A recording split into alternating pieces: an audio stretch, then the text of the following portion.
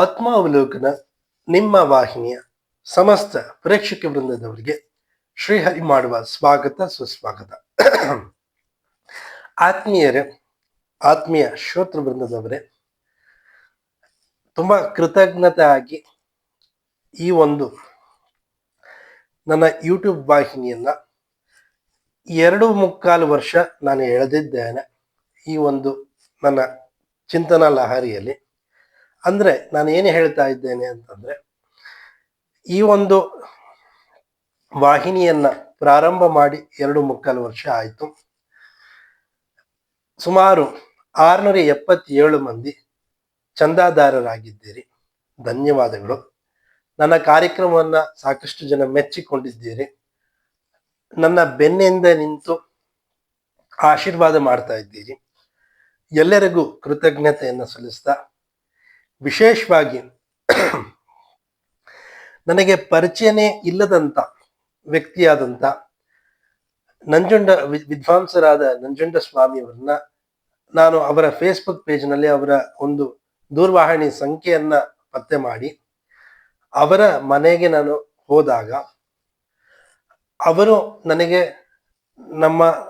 ಅವರ ಒಂದು ಸಂದರ್ಶನಕ್ಕೆ ಅಂತ ನಾನು ಹೋದಾಗ ಬಹಳ ಆತ್ಮೀಯವಾಗಿ, ಬಹಳ ಸಂಪ್ರೀತಿಯಿಂದ, ನೀವು ಮಾಡ್ತಾ ಇರೋಂಥ ಕಾರ್ಯ ತುಂಬಾ ಒಳ್ಳೆ ಕಾರ್ಯ, ನಾವೇನೇ ಸಂಗೀತಗಾರರು ಶಾಸ್ತ್ರಾಧ್ಯಯನ ಮಾಡಿ, ಸಂಗೀತವನ್ನ ಅಧ್ಯಯನ ಮಾಡಿ ಅದನ್ನ ವೇದಿಕೆಯಲ್ಲಿ ಹಾಡೋದು ಎಷ್ಟು ಮುಖ್ಯವೋ ಅದನ್ನ ಪ್ರಚಾರ ಮಾಡುವುದು ಕೂಡ ಅಷ್ಟೇ ಮುಖ್ಯ. ನೀವು ಒಂದು ರೀತಿ ಪ್ರಚಾರಕರು ನಮಗೆ ಅಂತ ಹೇಳಿ ನನ್ನ ಒಂದು ಯೂಟ್ಯೂಬ್ ವಾಹಿನಿಯನ್ನ ಬಹಳ ಆತ್ಮೀಯವಾಗಿ ಈ ಒಂದು ವಾಹಿನಿಯಲ್ಲಿ ಈ ಒಂದು ನಿಮ್ಮ ಮಾಡ್ತಾ ಇರುವಂತ ಕೆಲಸ ಶ್ರೇಯಸ್ ಆಗ್ಲಿ ಅಂತ ಅವರು ಆಶಿಸಿದ್ದಾರೆ.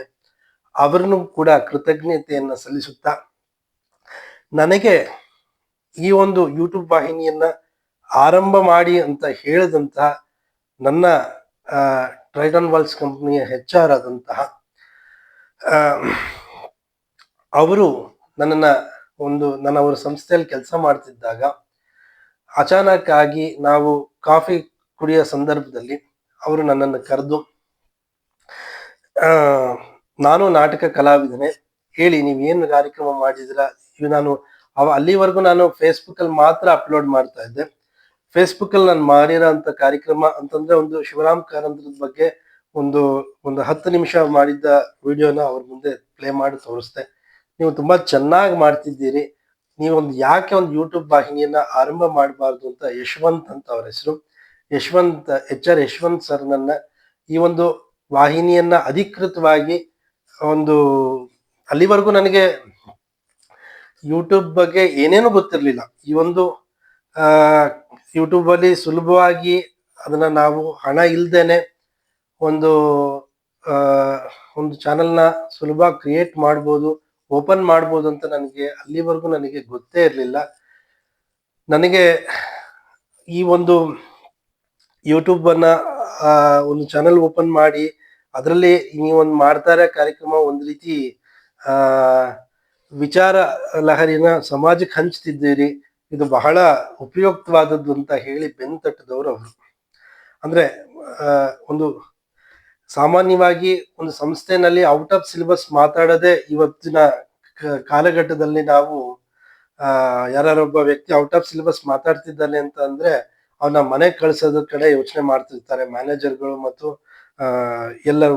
ಆದ್ರೂ ಅಂಥದ್ರಲ್ಲೂ ಅವ್ರದ್ದು ಹೆಚ್ಚಾಗಿ ಧೈರ್ಯ ತೋರಿ ನಾನು ನನ್ನ ಈ ಒಂದು ಏನು ಸಾಹಿತ್ಯದ ಒಂದು ಅಲೆ ಇದೆ ಇದನ್ನ ಒಂದು ತುಪ್ಪ ಸುರಿದವರು ಅಥವಾ ಒಂದು ತೈಲ ಧಾರೆಯನ್ನ ಎರೆದಂತ ವ್ಯಕ್ತಿ ಅಂದ್ರೆ HR ಆದಂತ ಯಶವಂತ್ ಅವರು. ಅವರನ್ನು ಕೂಡ ಜ್ಞಾಪಿಸ್ಕೊಳ್ಳುತ್ತಾ, ನನಗೆ ಚಿಕ್ಕವನಿಂದ ನಾನು ತಂತ್ರಜ್ಞಾನ ಕ್ಷೇತ್ರದಲ್ಲಿ ಇರೋದ್ರಿಂದ ನಾನು ITI ಮುಗಿಸಿ ಡಿಪ್ಲೊಮಾ ಮಾಡಿ ಅನಂತರ ಟ್ರೈಡನ್ ವರ್ಕ್ಸ್ ಕಂಪ್ನಿಗೆ ಹೋಗಿದ್ದು. ನನಗಲ್ಲಿ ನನಗೆ ತುಂಬಾ ನನಗೆ ಸಾಮಾನ್ಯ ನಾನು ಗೊತ್ತಿರೋರ್ಗೆಲ್ಲರಿಗೂ ಗೊತ್ತು, ನಾನು ಒಂದು ಶೇರ್ ಅಂದ್ರೆ ಮೇಂಟೆನೆನ್ಸ್ ಡಿಪಾರ್ಟ್ಮೆಂಟ್ ಅಂತ. ನನಗೆ ಒಂದು ಮೇಂಟೆನೆನ್ಸ್ ಕಾರ್ಖಾನೆಯಲ್ಲಿ ಕೆಲಸ ಮಾಡ್ತಿದ್ದಾಗ ಮೇಂಟೆನೆನ್ಸ್ ಬಗ್ಗೆ ಸಾಕಷ್ಟು ಸಂಶೋಧನೆ, ಸಾಕಷ್ಟು ಒಲವನ್ನ ಮೈಗೂಡಿಸ್ಕೊಳ್ಳಕ್ಕೆ ಕಾರಣ ಆಗಿದ್ದು ಅಂತಂದ್ರೆ DK ಶ್ರೀನಿವಾಸ್ ಸರ್ ಅಂತ. ಅವ್ರು ಬಿಟ್ರೆ ಏನಿಲ್ಲ, ಅವ್ರ ಸ್ಥಾನದಲ್ಲಿ ಇನ್ಯಾರು ಕಾಣಿಸೋದಿಲ್ಲ. ಅಂತಂದ್ರೆ ಸಾಮಾನ್ಯವಾಗಿ ಟ್ರಬಲ್ ಶೂಟ್ ಅನ್ನೋದನ್ನ ಯಾರು ಬೇಕಾದ್ರೂ ಮಾಡ್ಬೋದು.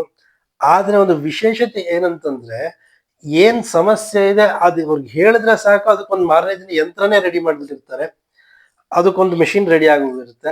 ಅಷ್ಟು ಇನ್ವಾಲ್ವ್ ಆಗಿ ಅಷ್ಟು ಮಟ್ಟಿಗೆ ಒಂದು ಇದನ್ನ ನಮಗೆಲ್ಲ ಪಸರಿಸಿದವರು ಅಂತಂದ್ರೆ DK ಶ್ರೀನಿವಾಸ್ ಸರ್.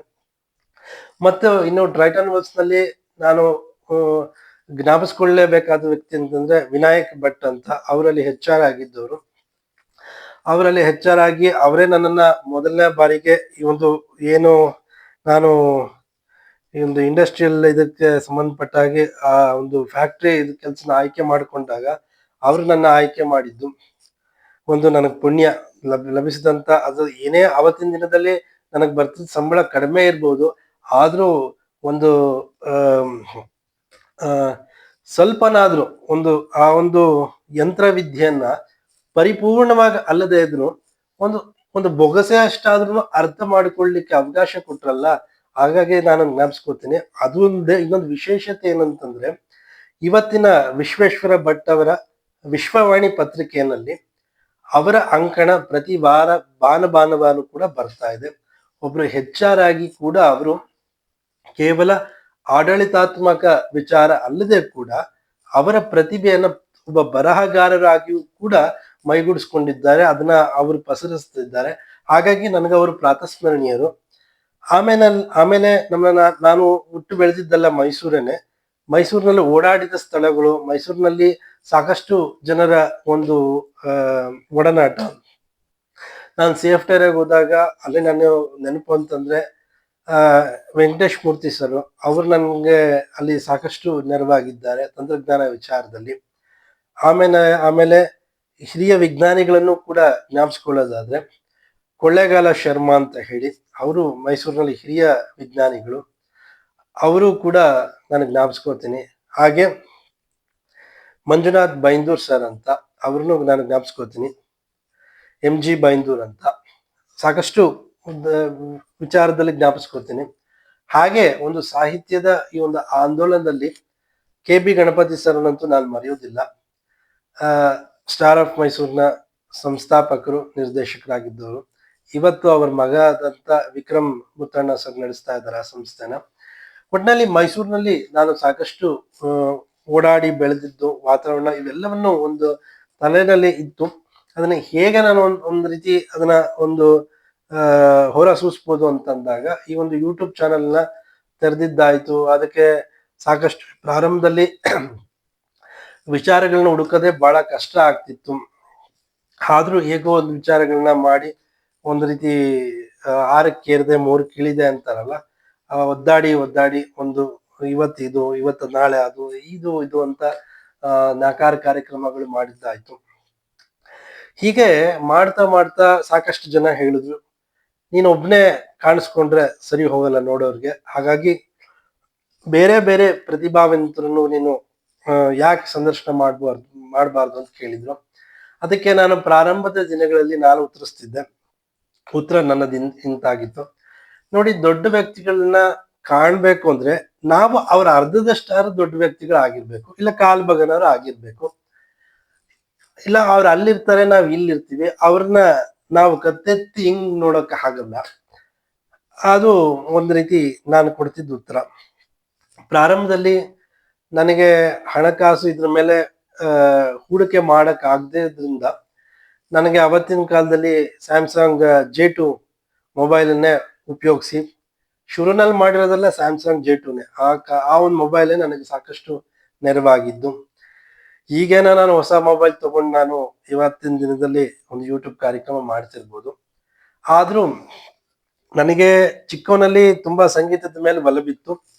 ನಮ್ಮ ತಂದೆ ನಾನು 1ನೇ ಕ್ಲಾಸ್ ಇದ್ದಾಗ್ಲೇನೆ ವಿದ್ಯಾಭೂಷಣರ ಒಂದು ಸಂಗೀತವನ್ನ ಪ್ರತಿನಿತ್ಯ ಮನೆಯಲ್ಲಿ ಆ ಒಂದು ಕ್ಯಾಸೆಟ್ ಹಾಕ್ತಾ ಇದ್ರು. ಅವರ ಹಾಡನ್ನ ಕೇಳಿ ಕೇಳಿ ತಲೆಯೆಲ್ಲ ಕಿವಿಯೆಲ್ಲ ಗುಂಗಿತ್ತು. ರಾಘವೇಂದ್ರ ಸ್ವಾಮಿಗಳ ಮೇಲೆ ಅವರು ಹಾಡಿರುವಂತ ಹಾಡುಗಳು ಸಾಕಷ್ಟು ಕೇಳ್ತಿದ್ದೆ. ಒಂದು ಉದಯ ರಾಗ ಇರ್ಬೋದು, ವಿಷ್ಣು ಸಹಸ್ರನಾಮ ಇರ್ಬೋದು. ನಾನು ಹೇಳದ್ ಏನಂತಂದ್ರೆ, ಸಾಮಾನ್ಯವಾಗಿ ವಿಷ್ಣು ಸಹಸ್ರನಾಮ ಅಂತಂದ್ರೆ ಎಲ್ಲ ಜನರು ಕೂಡ MS ಸುಬ್ಬಲಕ್ಷ್ಮಿ ಅವರ ಒಂದು ವಿಷ್ಣು ಸಹಸ್ರನಾಮನ ಹಾಕ್ತಾರೆ. ಹಾಕಿ ತೊಂದರೆ ಇಲ್ಲ, ನಾನು ಕೂಡ ಅವರ ಅಭಿಮಾನಿನೇ. ಆಕೆ ಕಂಚಿನ ಕಂಠದ ಗಾಯಕಿ, ಮೇರು ಕಲಾವಿದೆ. ಅವರ ಒಂದು ಅವರನ್ನು ಯಾರು ಕೂಡ ನಕಲು ಮಾಡಕ್ ಆಗದೇ ಇರುವಷ್ಟು ಧ್ರುವತಾರೆ, ಒಪ್ಕೋತೀನಿ.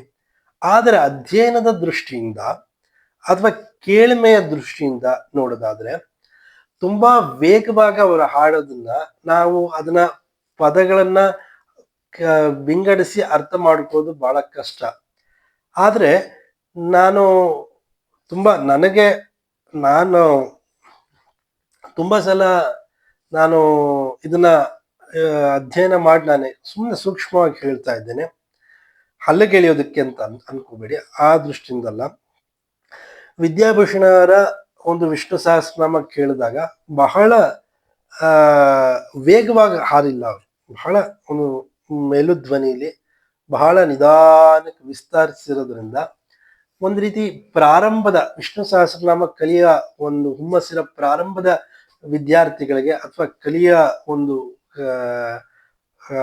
ಹೊರಟಾಗ ನಾವ್ಯಾಕೆ ವಿದ್ಯಾಭೂಷಣರ ಒಂದು ಅವರ ಹಾಡಿರುವಂತಕ್ಕಂಥ ಯೂಟ್ಯೂಬಲ್ಲೂ ಸಿಗುತ್ತೆ, ಕ್ಯಾಸೆಟ್ಗಳಲ್ಲೂ ಸಿಗುತ್ತೆ, ವಿಷ್ಣು ಸಹಸ್ರನಾಮನ ಕೇಳಿ ಕಲಿಬಾರ್ದು ಅಂತ ಅನ್ಸುತ್ತೆ. ಇಲ್ಲಿ ಅದು ಬಿಡಿ, ಅದು ಆ ಕಡೆ ಇರ್ಲಿ.